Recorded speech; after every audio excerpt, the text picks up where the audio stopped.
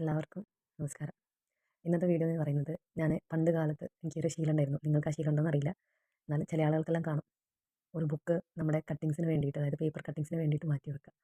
അതിൽ ഒന്ന് ചെയ്തിട്ടുള്ളതാണത് കഥകളി. കഥകളിയുടെ ഭാവങ്ങൾ ഏതൊക്കെ രസങ്ങളാണ്, നവരസങ്ങളുണ്ടല്ലോ, ആ ഓരോ രസങ്ങളും അതുപോലെ അത് ഏത് സാഹിത്യ രൂപത്തിലുള്ളതാണ്. പിന്നെ അതിൻ്റെ ചടങ്ങുകൾ, പിന്നെ ഓരോ താളിലായിട്ട് ഓരോന്നാണുള്ളത്. പിന്നെ വെടിക്കെട്ട്, വർണ്ണപ്പുൽമ, അതായത് കെമിസ്ട്രിയായിട്ട് ബന്ധപ്പെട്ടിട്ടുള്ളത്. പിന്നെ കാർഗിൽ വിജയദിനം.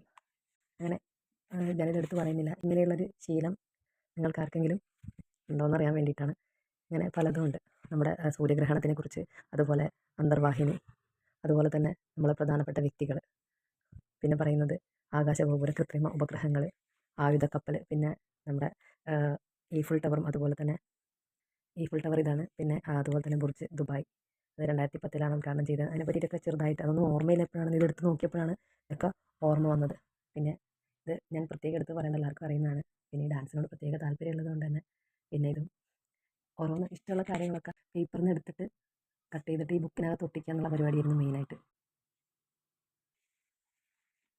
ശിലാലിഖിതങ്ങൾ, പിന്നെ ഇത് ഡൽഹിയിലെ ജുമാ മസ്ജിദ്, ഇവിടെ പോയിട്ടുണ്ട് പണ്ട്.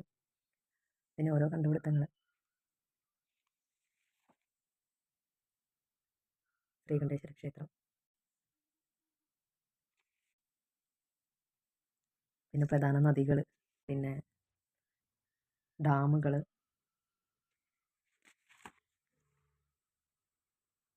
ഏറ്റവും ഉയരം കൂടിയ മരം എന്നൊക്കെ ഞാനിവിടെ എഴുതി വെച്ചിട്ടുണ്ട്. ഇത് ഓർമ്മയില്ല ഇതൊന്നും എന്താണെന്നുള്ളത്. അതിൻ്റെ കംപ്ലീറ്റ് എഴുതാൻ വിട്ടുപോയതായിരിക്കും.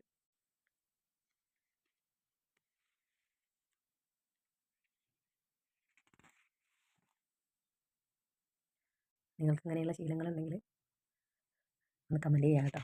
പിന്നെ എനിക്ക് ഈ ബുക്ക് ഞാൻ കംപ്ലീറ്റ് ചെയ്തിട്ടില്ല. എന്തോ എനിക്കത് കംപ്ലീറ്റ് ചെയ്യാൻ കഴിഞ്ഞിട്ടില്ല. ഞാനിതിന് വേണ്ടിയിട്ടുള്ള പേപ്പേഴ്സൊക്കെ ഒട്ടിച്ചിട്ടുണ്ട്. ഇത് എപ്പോഴോ ഉള്ളതാണ്. ഇത് നമ്മുടെ നെഹ്റുവിൻ്റെ ഫാമിലിയാണത്.